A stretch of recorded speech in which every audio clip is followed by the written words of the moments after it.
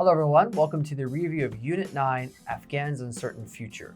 So to kind of give you a quick recap of this very serious and ongoing or unfolding situation that we can watch on the news and read a lot about is, well, as you know, the US left and a lot of the international forces and military had left Afghanistan.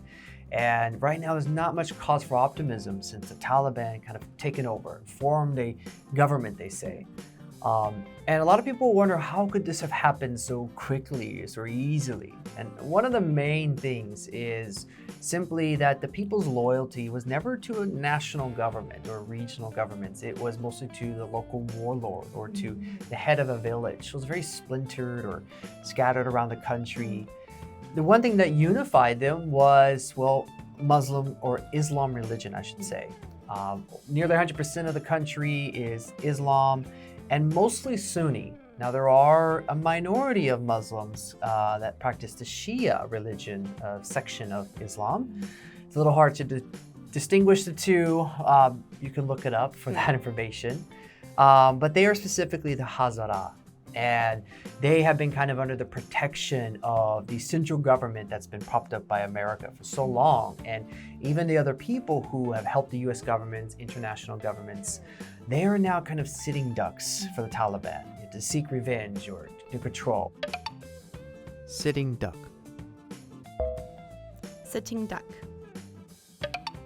Even women who in the last 20 years have been starting to branch out and get education, and get jobs and careers. There's a lot of uncertainty for all of their futures. It doesn't matter all their good deeds that they did. Their lives are hanging in the balance right now. And unfortunately, we've kind of, left them to their own fate. The Afghan people are left alone and they're under this Taliban rule, which right now doesn't seem to be very good for the future. Deed. Deed. Leave somebody to one's fate.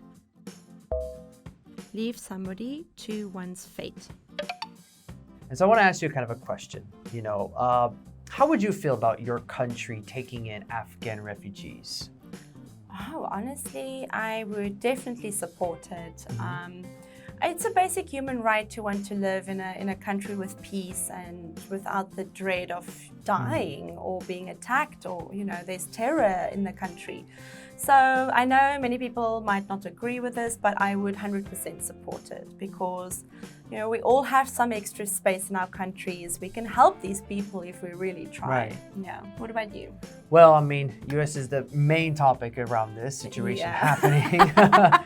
I fully support.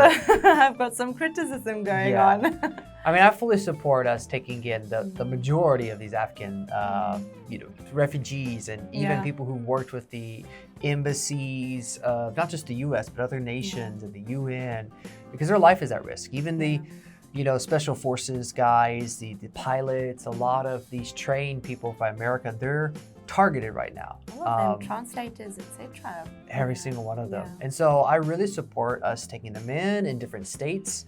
I have met some Afghani and Syrian refugees in my hometown in Texas. And so, they went through the lengthy process of years ago trying to get the visas to come to the US. And, people now have been doing it for a long time, but all of a sudden when the collapse kind of happened, everybody just rushed. Yes, and now it's a big rush. Right. Yes, So, there's no clear end in sight, but hopefully things can resolve and we'll have to wait and see what the Taliban does. Right. Or what the world reacts. Right. Yeah. All right. Well, that's it for our review. We'll see you on the next one.